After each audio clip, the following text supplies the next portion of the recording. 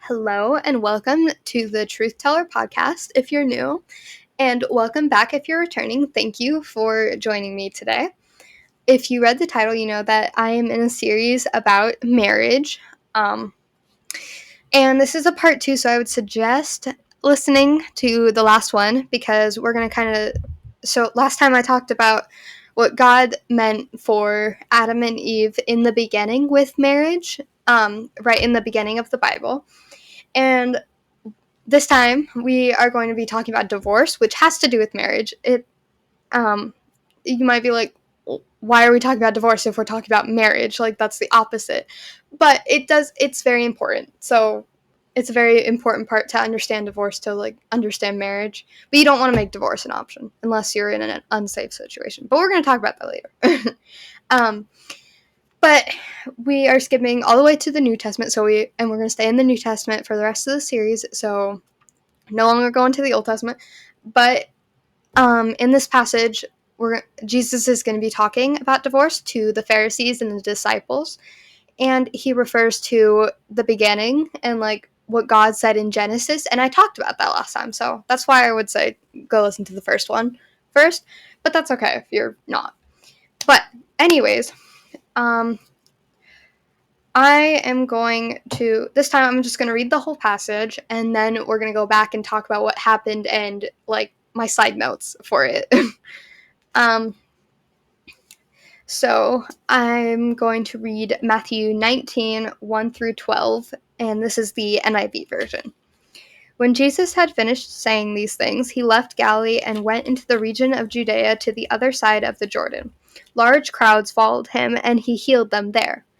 Some Pharisees came to him to test him. They asked, "Is it lawful for a man to divorce his wife for any and every reason?" "Haven't you read," he replied, "that at the beginning the Creator made them male and female, and said, 'For this reason a man will leave his father and mother and be united to his wife, and the two will become one flesh. So they are no longer two, but one flesh. Therefore, what God has joined together, let no one separate.'" "Why then," they asked, "did Moses command that a man give his wife a certificate of divorce and send her away?" Jesus replied, "Moses permitted you to divorce your wives because your hearts were hard. But it was not this way from the beginning. I tell you that anyone who divorces his wife except for sexual immorality and marries another woman commits adultery." The disciple said to him, "If this is the situation between a husband and wife, it is better not to marry." Jesus replied, "Not everyone can accept this word, but only those to whom it has been given. For there are eunuchs who were born that way, and there are eunuchs who have been made eunuchs by others, and there are those who choose to live like eunuchs for the sake of the kingdom of heaven. The one who can accept this should accept it." Okay, so summarizing what I read, the Pharisees came to test Jesus because Jesus was gaining more influence than them. At the time, the Pharisees had so the Israelites were ruled by Rome, but in the Israelite area, like the main people of influence were the Pharisees. And they were like the perfect people, and they would be like the influencers in our world today, if you know what I mean. Um, and Jesus was quickly gaining popularity in like very little time, and they did not like this because he was teaching a backwards way from what they were teaching, because they were stressing too much about people being perfect and following the law and not really about people's hearts. And Jesus cared more about the people's hearts than their actions, but it's still, if your heart's aligned with God, then your actions are going to follow. So that saying of follow your heart, that's a lie. Don't listen to that. But anyways, that's a side topic. But the Pharisees were greedy for power and wanted to destroy Jesus' reputation so people would not like him. So they were constantly, if you read the New Testament, they were constantly trying to trick Jesus into saying something that was so wrong so that they could like stone him to death or make the people turn against him. But Jesus is perfect, so he never made a mistake in his teachings, which is so cool. But um, so this time they were asking Jesus about divorce. And at the time, to kind of set the scene, at the time, a man could divorce his wife for any reason at all. Like, if she said something that made him mad, he could be like, nope, I'm done with you. But a woman could not divorce her husband. So if she was like stuck in a bad situation, like, and no one could prove it, then she was just stuck there, and that's messed up.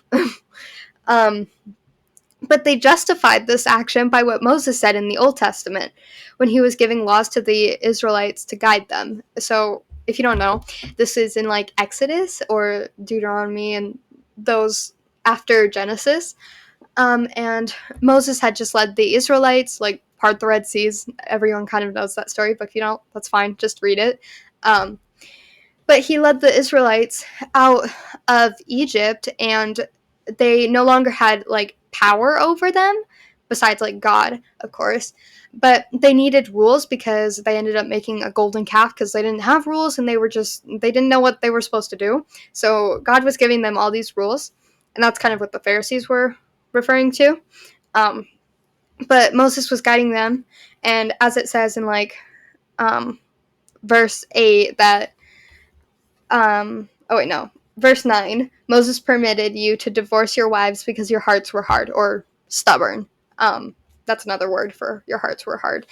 So the men wanted to divorce their wives for whatever reasons, and just like, you guys were stubborn. That's why Moses gave you that rule. Like, it wasn't what was meant in the beginning. In the beginning, I kind of talked about this in the first episode. It's a lifelong commitment. It's not one and done. You know what I mean? I don't know. I'm trying my best to explain this. But so like I said last episode, I talked about what God meant for marriage in the beginning, and Jesus refers to that when he's like, haven't you read that at the beginning the Creator made them male and female and said, for this reason a man will leave his father and mother and be united to his wife, and the two will become one flesh.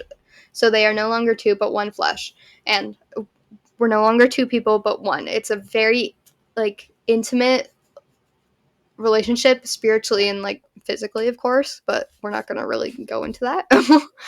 um um and so yeah, Jesus refers to Genesis because that's what God meant from the beginning for marriage, as he's like rebuttaling the Pharisees.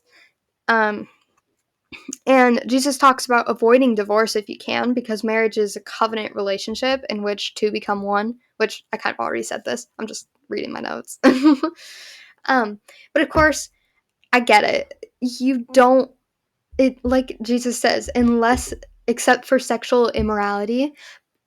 But I know this is kind of hard to hear, but you can still fix that. You can, if the other person is repenting and like, if you work together, then you can make relationships work, and you can figure out why they wanted, like, what was going on that they committed sexual immorality. But if you're like in an abusive relationship and it's like a whole messed up situation, don't, I'm not saying to stay in that. Like, yes, you can fix that, but there's so many situations that you cannot fix, and God doesn't want you to stay in that pain. So I'm not saying that. I'm just saying God meant for you to stay together, but I get it. I don't know if any of that made sense, but yeah, I keep saying that. Whatever. um but if you noticed, like, I think I said that at the beginning I'm going to talk. Oh wait, no. Never mind. But Jesus mentions singleness at the towards the end, and because the disciples, after the Pharisees were done being annoying, being butt heads, excuse my language, um, but the disciples are like, isn't it better not to marry then, if this is so hard, because it's such a confusing thing, and it's hard, but it's worth it, but Jesus talks about marriage is not meant for everyone, and that is okay. But it's like, marriage is not meant for everyone, and that's That's fine. I just repeated what I said. um, but he doesn't want you to be alone. He doesn't want you to be isolated. He still wants you to be in community with other believers. I kind of said that last episode too. But he wants you to be around people. It just doesn't mean you are meant for an intimate relationship. But a lot of people are, so that's fine. Just don't compare yourself to others. I also said this in the last episode. Just don't compare yourself to others because you're in a different season with them than them. And that's fine. Like God's working on you in your own way, and that's amazing. It's so cool to see that. Like don't compare yourself. But anyways, going off of the topic of singleness, marriage is a close relationship that God wants to protect. It's it's so important. Like I said this in the first episode too. But so yeah, that's kind of all I had to say. But God, marriage is so important, and He wants to protect it, and it's not meant to be broken. But like I said, if you're in a bad situation, get out of that.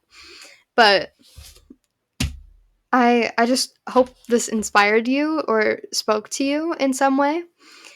And also just another note on singleness, if you're just in the waiting, like you feel like you're meant for marriage, you feel that calling or something, or you want it, but you're like, I'm just waiting, then I would encourage you to seek after God because you have that extra time where you're not spending with like another person all the time, because in marriage it's harder because you have to take care and love someone else and protect them, and that's amazing.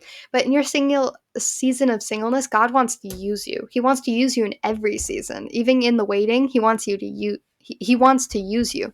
He wants you to grow closer to him so that so that you can see his word and know your value because he loves you so much. Okay, that's all I had to say. But I hope this inspired you in some way. I hope that you heard God, and I hope you have, I hope the rest of your day is blessed. Thank you for joining me. I hope you join me again.